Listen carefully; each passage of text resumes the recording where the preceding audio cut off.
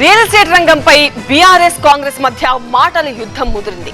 రేవంత్ వల్ల real estate రంగం కుదేలైందని Harish Rao ఆరోపిస్తే real estate రంగాన్ని ప్రోత్సహించేందుకు అన్ని రకాల చర్యలు తీసుకుంటున్నామని ముఖ్యమంత్రి ప్రకటించారు.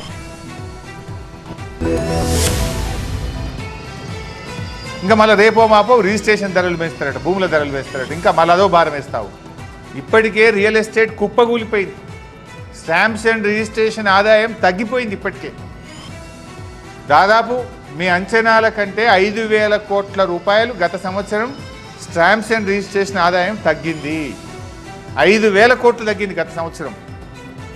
ఇప్పుడు ఎందుకు తగ్గింది? నీ ఆర్ఆర్ ట్యాక్స్ వల్ల తగ్గింది. కాంగ్రెస్ పార్టీ అధికారంలోకి వచ్చాక రియల్ ఎస్టేట్ రంగం కుదేలైందన్న బీఆర్ఎస్ ఆరోపణలను ఖండించారు ముఖ్యమంత్రి రేవంత్ రెడ్డి.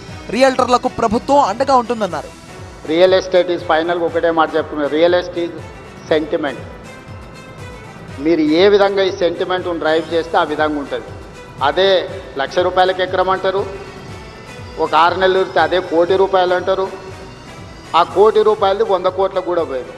కోకాపేటలో నేను కూడా ఒకప్పుడు రియల్ ఎస్టేట్ వ్యాపారం చేసిన 8 లక్షల నుంచి 12 లక్షలు కొనుక్కున్న భూములు ఉన్నాయి. కానీ అదే కోకాపేటలో ఈరోజు 100 కోట్లు, ఓ రోజు 14 కోట్లు అయింది, ఇప్పుడు 100 కోట్లు అయింది. భూమి అనేది ఒక సెంటిమెంట్, రియల్ ఎస్టేట్ అనేది ఒక సెంటిమెంట్. ఆ సెంటిమెంట్ను మీరు ఎంత పాజిటివ్గా ముందుకు తీసుకెళ్తే మీకు అంత ప్రయోజనం ఉంటుంది. రియల్ ఎస్టేట్ వ్యాపారులకు సహకరించేందుకు అనుమతులతో పాటు లాభాలు కూడా వచ్చేలా చర్యలు తీసుకుంటామన్నారు ముఖ్యమంత్రి. ముందుకు తీసుకెళ్తే మీకు అంత ప్రయోజనం ఉంటుంది. తెలంగాణను ఒక సెంటిమెంట్ హబ్గా, తెలంగాణను ఒక డెవలప్మెంట్ హబ్గా, తెలంగాణ మీన్స్ బిజినెస్. వీటికి ఎవరైనా రావచ్చు, పెట్టుబడి పెట్టవచ్చు. మీ పెట్టుబడికి భద్రత ఉంది. భద్రతతో కూడా మీ పెట్టుబడికి లాభాలు ఇప్పించే బాధ్యత నాది. అనుమతులతో పాటు లాభాలు ఇప్పించే బాధ్యత నాది. ఇంత మంచి కార్యక్రమాన్ని ఏర్పాటు చేసిన క్రెడై మిత్రులందరినీ కూడా అభినందిస్తూ రండి, మనందరం కలిసి మన తెలంగాణను అభివృద్ధి చేసుకుందాం. తెలంగాణ అభివృద్ధి లక్ష్యంగా కాంగ్రెస్ ప్రభుత్వం పనిచేస్తుందన్నారు రేవంత్ రెడ్డి.